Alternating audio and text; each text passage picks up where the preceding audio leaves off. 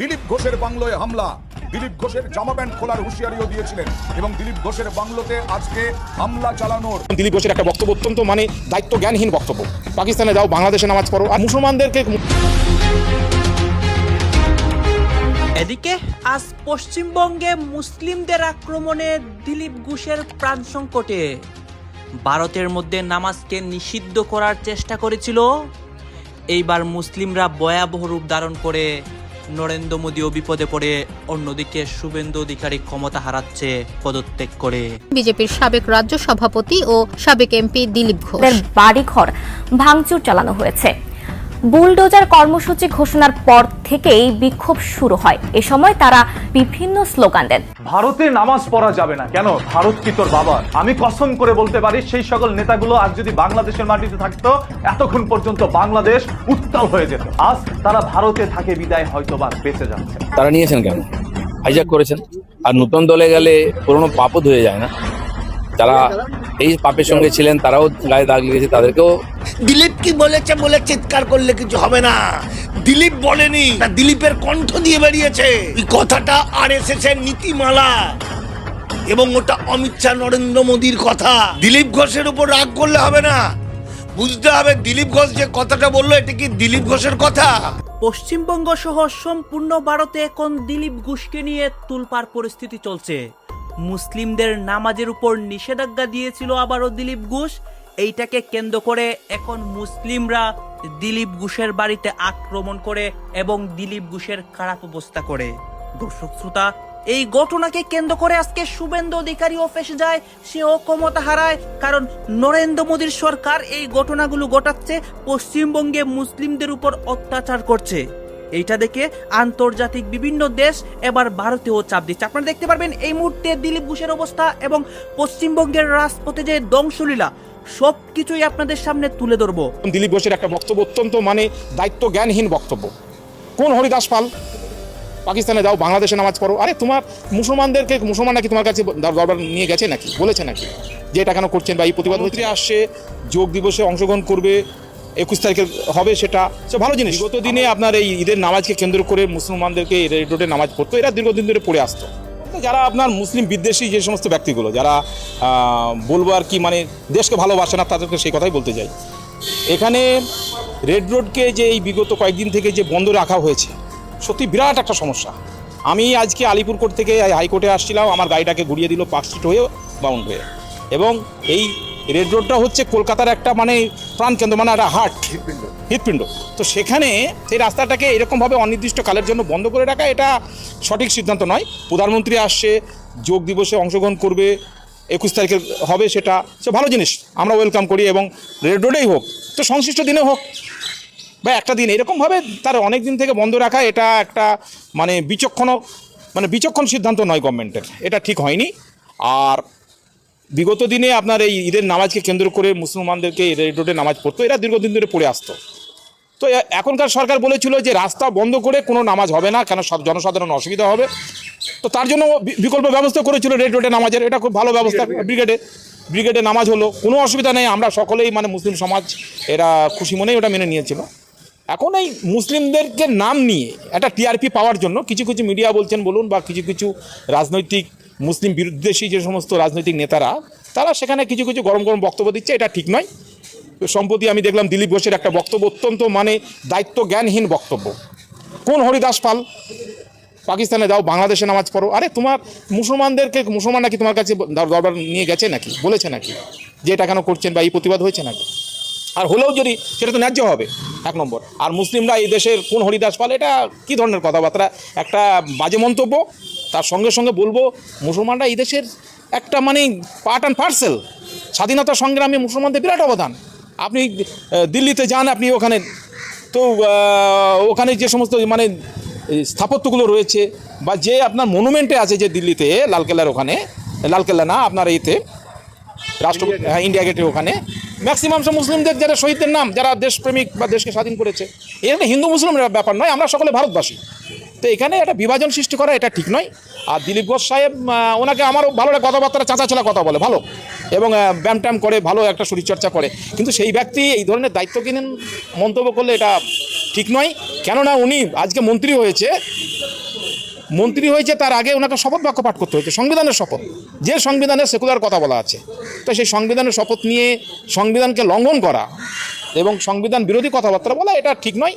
এবং আমি বলবো, রিকোয়েস্ট করবো যে এরা নতুন মন্ত্রী হয়েছে, তো উনিও হয়তো সেরকম নিজেকে সংযম রাখতে পারেনি, তো ওনার আগামী দিনে সংযম হয়ে কথা বলাই উচিত।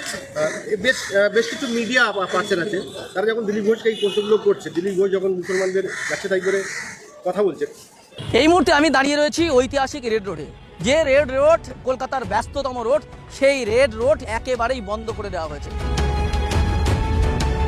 আপনারা জানেন যে গত 28শে মে কুরবানির ঈদ ছিল, সেই ঈদে এই রেড রোডে নামাজ পড়তে দেওয়া হয়নি। এই বিজেপি সরকার আসার পরে বলা হয়েছিল যে রেড রোডে নামাজ পড়া যাবে না, এই কারণেই যে ব্যস্ততম রোড সেই রোড বন্ধ করা যাবে না। কিন্তু আগামী 21শে জুন প্রধানমন্ত্রী নরেন্দ্র মোদী এই জায়গায় আসবেন রেড রোডে যোগা দিবস উপলক্ষে। যে ওখানে যদি নির্দিষ্ট একটা ধর্ম সম্প্রদায়ের মানুষজন প্রেয়ার করে, সেটা হয়ে যায় ট্রাফিক জ্যাম। মুসলিমদের 2 ঘন্টার নামাজ পড়ার ক্ষেত্রে তাদের বাধাপ্রাপ্ত হচ্ছে, আর তিনাদের যোগ আসন করতে, কিন্তু সেটাকে কেন্দ্র করে রেড রোড 5 दिन आगे থেকে बपोती संपत्ति मान लिए थे क्या इसको, इसलिए जो हो रहा है लोगों के हित में ही हो रहा है और आगे भी होगा, इसलिए वो लोग कानून में रहने का आदत बनाए। আর সেই জন্য আজ গতকাল থেকেই এই রেড রোড বন্ধ। দেখতেই পাচ্ছেন একেবারে চারিদিকে কাজ হচ্ছে সেই যোগা দিবসের জন্য। এবং কলকাতা পুলিশ যে নোটিফিকেশন জারি করেছে, সেই নোটিফিকেশন অনুযায়ী আগামী 7 দিন ধরে এই রোড বন্ধ থাকবে। হ্যাঁ, যেখানে মাত্র 2 ঘন্টার জন্য ঈদের নামাজের জন্য ছাড় দেওয়া নাকি এই সরকারের পক্ষে অসম্ভব হয়ে পড়ছিল, অথচ দেখা যাচ্ছে 7 দিনের জন্য একটা প্রোগ্রামের জন্য, যোগার জন্য 7 দিনের জন্য রাস্তা বন্ধ করে রাখা হচ্ছে। তাহলে প্রশ্ন উঠছে যে সরকার কি কারো একটা সম্প্রদায়কে কোণঠাসা করার চেষ্টা করছে, কোনো এক সম্প্রদায়কে, সংখ্যালঘু সম্প্রদায়কে? এই প্রশ্ন কিন্তু বারবার উঠছে। কারণ এই প্রশ্ন ওঠাটা স্বাভাবিক, যেখানে তাদের ঈদের নামাজ 2 ঘন্টা পড়তে দেওয়া হচ্ছে না ব্যস্ত রোডের কারণে, সেখানে 1 সপ্তাহ ধরে এই রাস্তা বন্ধ থাকছে, এ নিয়ে হেলদোল নেই। আর এই প্রসঙ্গে যখন প্রশ্ন করা হয় দিলীপ ঘোষকে যে এই যে রেড রোডে ঈদের নামাজ পড়তে দেওয়া হচ্ছে না, অথচ যোগার জন্য 7 দিন রোড বন্ধ থাকবে, সেই প্রসঙ্গে কি বলছেন দিলীপ ঘোষ শোনাবো আপনাদের। इसके पहले तो 107 साल तक रेड में नमाज पढ़ा भैया, कोई संख्यालघु प्रश्न उठाया था कि इतना बड़ा ग्राउंड रहते हुए क्यों नमाज यहाँ पढ़ा जा रहा है, इतनी सारी मस्जिदें मैदान होते हुए क्यों पढ़ा जाता है? आज प्रश्न उठाया जा रहा है ना, इसका मतलब इसकी जरूरत नहीं थी। और प्राइम मिनिस्टर आ रहे हैं, प्राइम मिनिस्टर का प्रोग्राम ऐसी जगह होना चाहिए जहाँ लोगों का आवागमन कम है, लोगों का कम से कम सुविधा हो। दूसरे मैदान में होता तो आसपास का रास्ता ऐसे ही बंद करता पुलिस सिक्योरिटी की दृष्टि से। अच्छा है कि जहाँ पॉपुलेशन कम है, आना जाना कम है, वहाँ हो रहा है, लोगों को दिक्कत कम होगा। ये तो फॉर्मेलिटी, ये तो प्रोटोकॉल की बात है। नहीं, इतना दिन तो जब था तो उनको नहीं लग रहा था कि वो लोग वहाँ नमाज पढ़ते हैं, हिंदू को पूजा करने नहीं दिया जाता, कभी नहीं सोचे। बपोती संपत्ति मान लिए थे क्या इसको, इसलिए जो हो रहा है लोगों के हित में ही हो रहा है और आगे भी होगा, इसलिए वो लोग कानून में रहने का आदत बनाए। আপনারা দিলীপ ঘোষের বক্তব্য শুনলেন। এই প্রসঙ্গে দিলীপ ঘোষ যখন এই কথা বলছেন, অথচ সেখানে যোগা দিবস উপলক্ষে এই যে সাজাচ্ছে, মঞ্চ সাজাচ্ছে, আপনাকে একটু দেখাবো আপনাদেরকে যে এত বড় মঞ্চ কিন্তু এখানে সেজে উঠছে। আপনার ক্যামেরা পার্সনকে একটু দেখাতে বলবো। দেখুন, এখানে প্রধানমন্ত্রী আসবেন আগামী 21 তারিখে এবং তার জন্য এত বড় প্রস্তুতি হচ্ছে এবং সমস্ত রাস্তা এবং রেড রোডটা একটু দেখাতে বলবো। পুরো রেড রোড কিন্তু একেবারে দেখতে পাচ্ছেন কোনো গাড়ি নেই, কোনো লোকজন নেই, একেবারে পুরো রোডটা পুরো ব্লক করে দেওয়া হয়েছে এবং কলকাতা পুলিশের যে নোটিফিকেশান, সেই নোটিফিকেশান অনুযায়ী 1 সপ্তাহের জন্য বন্ধ। আর এই প্রসঙ্গে আমরা বিধানসভার একজন বিধায়ক, মুর্শিদাবাদের একজন বিধায়ক হুমায়ুন কবিরকে প্রশ্ন করেছিলাম যে সেই রেড রোড, যে রেড রোডে একদিনের 2 ঘন্টার জন্য ঈদের নামাজের জন্য সেখানে সময় দেওয়া হচ্ছে না, অথচ 1 সপ্তাহ ধরে এই যে রাস্তা বন্ধ করে এই যে আয়োজন চলছে, এ প্রসঙ্গে কি বলবেন? হুমায়ুন কবির ঠিক কি বলেছে শোনাবো আপনাদের। একই ব্যক্তি, একই সরকার, ডবল ইঞ্জিনের সরকার দ্বিচারিতা করছে, মুসলিমদের 2 ঘন্টার নামাজ পড়ার ক্ষেত্রে তাদের বাধাপ্রাপ্ত হচ্ছে, আর তিনাদের যোগ আসন করতে ভারতবর্ষের অনারেবল প্রাইম মিনিস্টার আসছে, কিন্তু সেটাকে কেন্দ্র করে রেড রোড 5 दिन आगे থেকে বন্ধ করে রাখা হচ্ছে। এটা মানুষ দেখছে, মানুষ। দিলীপ কি বলেছে বলে চিৎকার করলে কিছু হবে না, দিলীপ বলেনি, দিলীপের কণ্ঠ দিয়ে বেরিয়েছে। এই কথাটা আরএসএস এর নীতিমালা এবং ওটা অমিত শাহ নরেন্দ্র মোদীর কথা। দিলীপ ঘোষের উপর রাগ করলে হবে না, বুঝতে হবে দিলীপ ঘোষ যে কথাটা বললো এটা কি দিলীপ ঘোষের কথা। বহু বিজেপি নেতার থেকে দিলীপ ঘোষ অনেক অনেক অনেক ভালো। আজকে যদি নরেন্দ্র মোদী 7 দিন ধরে ধ্যান না করে যদি বলতো মুসলমানরা যে এখানে নামাজ পড়তে দেবো না, আমাদের বিজেপির নেতারা হাঁকবে 13 দিন ধরে, নরেন্দ্র মোদী এসে এখানে 3 মাস ধরে যোগব্যায়াম করবে, হু হা করবে, কার বাবার কি মুসলমানদের কি দরকার? অভিমান। মমতা ব্যানার্জি আছে, দেখি সিপিএম আছে, মমতা ব্যানার্জি আছে, বুঝতে হবে, বাস্তবে ফিরতে হবে, সেই যুগ চলে। আবার বলছি, এটা বিজেপির রাজত্ব, যুগ পাল্টে গেছে, আগের যুগ আর নেই। এটা তথাকথিত হিন্দু রাষ্ট্র, ওরা যা বলবে তাই। যেমন ভাবে কুরবানির সময় গরু কুরবানি না দেওয়ার জন্য কোনো ক্ষতি হয়নি, সেরকম রেড রোডে নামাজ 15 মিনিট না পড়লে কিছুই ক্ষতি হবে না। এই বেশ কয়েকদিন হলো, মানে এতদিন যেন মানুষ ঘুমিয়েছিল। 9 তারিখে পশ্চিমবঙ্গের সরকার, নতুন সরকার এলো এবং তারপর ভাঙচুর, পেটাপিটি, অত্যাচার হতে হতে হতে হতে মানুষ ভয়ে আটকে ছিল। এই ভয় এবং আতঙ্কটা যেন মনে হচ্ছে হঠাৎ করে সেরে উঠল, মানুষ এখন সাহসী হয়ে উঠেছে। এবং এই যে রেড রোডে নামাজ পড়াকে কেন্দ্র করে যেন উত্তাল হয়ে উঠল গোটা বাংলা। শুধু তাই নয়, দিলীপ ঘোষ, বাস্তবে কিন্তু দিলীপ ঘোষ আজকে নয়, এই ধরনের কথা একাধিকবার বলেছে এবং তার কথা বলার মধ্যে দিয়ে মনে হয় যেন একটা অশিক্ষিত গাম্বার্ড মূর্খ। সিএ বিরোধী যারা, তাদেরকে শেষ করা হবে, 2 কোটি মুসলমানকে বাংলা থেকে তাড়ানো হবে, 2 কোটি অনুপ্রবেশকারী মুসলমান, এরকম একাধিক, আবার গরুর দুধে সোনা, এরকম একাধিক সুপারহিট কথা বলে তিনি মানুষের দৃষ্টি আকর্ষণ করেছিলেন। তবে হ্যাঁ, দিলীপ ঘোষ মানুষটা কেমন সেটা হয়তো ভবিষ্যতে বোঝা যাবে, কারণ অনেকেই বিজেপির আছে যারা মিচকে শয়তান, ওপরে ভালো ভালো কথা বলবে, আর দিলীপ ঘোষ ফরম করে কথা বলে ফেলে। এই যে কথাটা দিলীপ ঘোষ বললেন, এই কথাটাকে নিয়ে কেন্দ্র করে একটা বড় আকার ধারণ করলো, মানুষ ঘর থেকে বেরিয়ে এলো। মানুষ কিন্তু বেরোয়নি, ওই যে ভাবতে হবে, আজকে নামাজ পড়াকে কেন্দ্র করে রেড রোডে মুসলমানরা নামাজ পড়ে, এটা একটা রীতি, বহুদিন ধরে, বছরের পর বছর। সেখানে নামাজ পড়তে হয়তো 15 মিনিট লাগবে, হয়তো রাস্তাটা 8 ঘন্টা 1 ঘন্টা বন্ধ থাকবে। সেখানে রেড রোডকে নামাজ পড়া যাবে না, কিন্তু ওখানেই আবার নরেন্দ্র মোদী এসে, প্রধানমন্ত্রী এসে 7 দিন কি যোগ ব্যায়াম করবেন, প্রাণায়াম করবেন, যোগ করবেন, তার জন্য 7 দিন, আর মুসলমানদের জন্য 3 দিন নয়। এটা মূল ইস্যু।